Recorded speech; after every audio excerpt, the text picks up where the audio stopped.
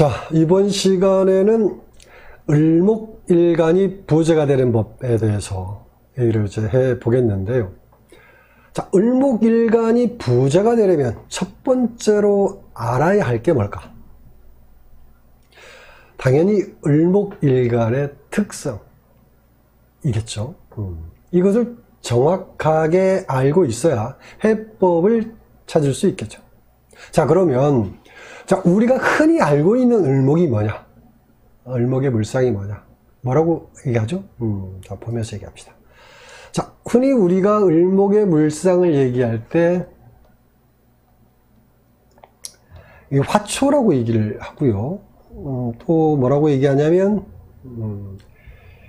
잔디, 또 이렇게 옆으로 퍼지는 거죠. 잔디, 뭐 또 위로 이렇게 감고 올라가는 거, 등나무. 자, 이렇게 이제 을목의 물상적 개념 이렇게 표현을 하는데, 자, 이렇듯이 을목을 보면요, 이런 특징을 보면 자신의 목적 자체가 결실이라는 것을 목적 삼는 게 아니고 뭡니까? 화초처럼 아름답게 꽃을 피우는 자체가 목적이 된다든지, 뭐 이런 거죠. 자, 이 말은 그 아름다운 자태를 뽐내는 걸로 만족한다, 이거죠. 또 뭐냐면 잔디처럼 넓게 펼치는 그 자체가 목적이 되는 것이고, 또 등나무처럼 또 휘감고 오르는 그 자체가 자신의 모습이니까 결실을 목적한다 라기보다는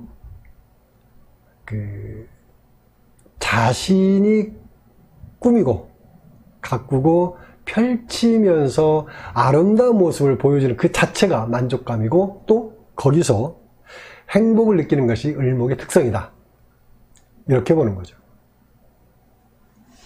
자, 이렇기 때문에 을목의 직업성이 주로 뭐로 드러나냐면 문화, 예술, 뭐 기능기술, 이런 직업과 관련이 많죠.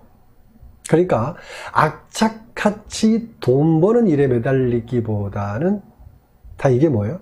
재밌고 즐거운 일이면 만족하는 것이 을목일간의 특징이다, 이렇게 보는 거죠. 자, 이렇기 때문에 을목일간 근본적인 특성이 뭐예요? 악착같이 돈 버는 것과는 거리가 있다, 이렇게 말한 거죠. 자, 그런데 자, 사주는 일간 중심이지만 사주 안에 있는 다른 글자에 의해서 변화되고 변질되는 거니까, 자, 일단은 을목일간이 갖는 근본적인 특성이 이런 거다, 이 정도는 언급하고요. 그럼 변화라는 관점에서 얘기를 해보는 게 좋겠죠. 자,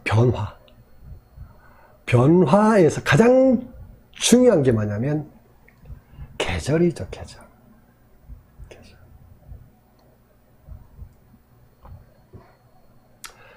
을목일간이 어느 계절에 태어났느냐에 따라서 을목의 본질이 드러나느냐, 아니면 전혀 다른 일간처럼 변하느냐, 이게 결정이 되는 거죠. 자, 먼저 봄과 여름에 태어난 을목이 가장 을목다운 모습이라고 보는 건데, 자, 봄과 여름은 어떻게 해요? 새싹이 자라서 아름답게 꽃을 피우는 그 자체로서 세상에 인정받는 거죠. 자, 이 말을 다시 표현하면 귀를 먼저 얻고 나면 서서히 부가 따르게 된다, 이렇게 말할 수 있죠. 그러니까 귀를 얻고 나야 부를 얻는 팔자다, 이거죠. 그게 바로 봄, 여름에 태어난 을목일간의 개념이다. 자, 그러면 상대적으로 가을과 겨울에 태어난, 크게 나눠서 이제 봄과 여름, 가을, 겨울 이렇게 나눠서 이제 얘기를 하고 있는데, 가을과 겨울에 태어난 을목일간은 을목이 원하는 세상과는 거리가 좀 있죠. 나는 꽃을 피우고 싶은 게 본질이잖아요. 을목이니까, 화초니까. 가을과 겨울에는 어떤 거예요? 눈과 서리가 지배하는 세상이니까 아름다운 꽃으로 나를 보여줄 수가 없는 거죠. 그저 그냥 현실에서 생존, 살아야 한다는 그 생존이라는 의미가 더 중요하니까 어떤 거예요? 모든 걸 빨리빨리 해치울 수밖에 없는 거다. 그러니까 월동 준비를 해야 하니까 먹고 사는 문제가 더 시급한 거죠. 그래서 가을과 겨울에 태어난 을목일간은 먹고 사는 문제, 부가 재물이 먼저 우선이 된다고 볼 수 있습니다. 자, 귀는 일단 먹고 사는데 지장이 없을 때 생각이 이제 바뀌기 시작한 거죠. 어떻게? 내가 원래는 꽃이었는데 나 왜 이렇게 살지? 이런 생각에 빠지게 되는 거죠. 자, 이렇게 똑같은 을목일간이라 하더라도 어느 계절에 태어나냐에 따라서 세상을 살아가는 가치관이 바뀌는 거니까 태어난 계절이 얼마나 중요한지 한 번쯤 생각해 보는 게 좋고요. 자, 다음에 자, 천간의 재성. 천간의 재성이 기토가 있고요. 그쵸? 그 다음에 무토가 있죠. 기토, 무토가 있죠. 기토는 편재고 무토는 정제가 되는데, 자, 을목일간은 기토, 이 기토 편재를 써서 제물로 만드는 것은 뭐라고 비유할 수 있냐면 황무지를 개발해서 숲을 만든다라고 얘기할 수 있습니다. 아주 어려운 도전을 말을 합니다. 그러니까 이것을 이겨내면 대단한 부를 누릴 수 있지만 실패하면 무모한 도전이라고 할 수 있는 거죠. 자, 그런데 중국 식간론을 보면 좀 당황스러운 내용이 나와 있는데요. 자, 중국 식간론에 대해서 다시 한번 언급을 하면 그 내용에 따라서 원리에 맞는 내용도 있지만 좀 당황스러운 내용도 있다는 거 먼저 말씀을 드립니다. 자, 내용을 보면, 자, 을목일간이 기토로 본다. 자, 을목이 기토를 보면 뭐라고 써놨냐면 그 양토배화, 양토배화라고 해서 기름진 땅에 꽃이 자라는 모습, 이렇게 정리해 왔는데요. 자, 이 내용은 좀 문제가 있다 이렇게 받아들이시고요. 자, 을목은 기토라는 토양에서 배양될 수 있는 게 아니다.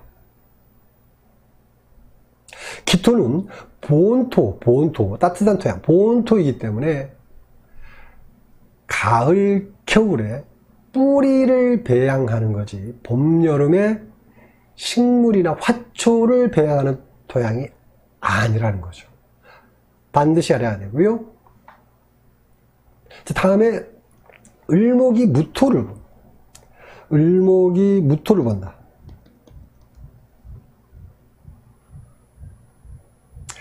자, 을목이 자랄 수 있는 조건에 맞는 토양이죠.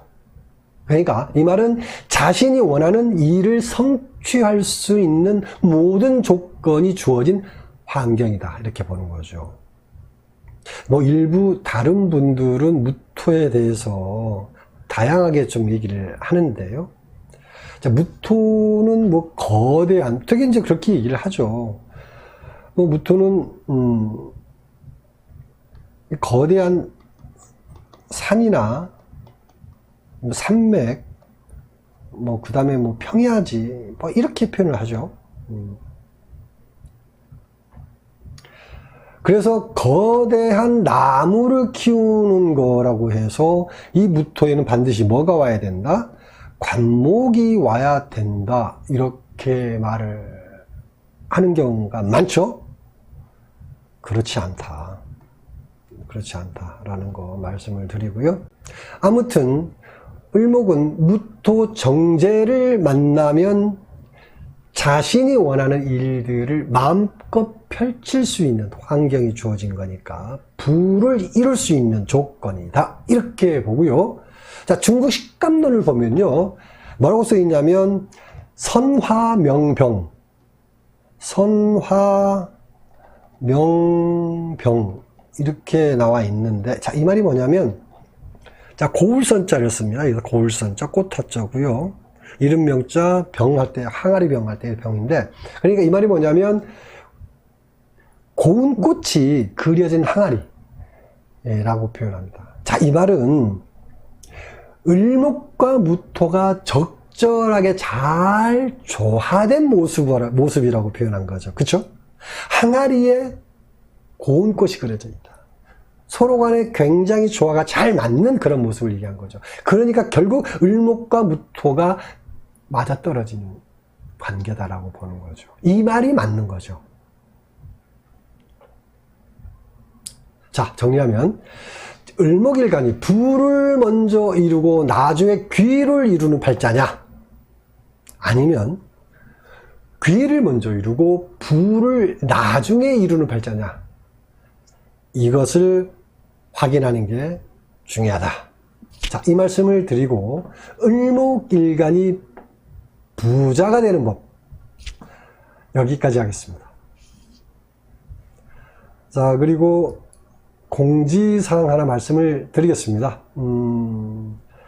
매주 월요일, 수요일 저녁 8시 40분에 유튜브 라이브 방송 해담과 함께하는 실시간 사주 풀이 방송을 하는데요.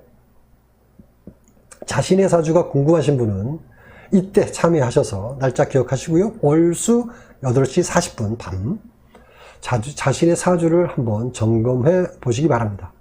관심 있으신 분들께서는 많은 참여 바랍니다. 자, 오늘 여기까지 하겠습니다.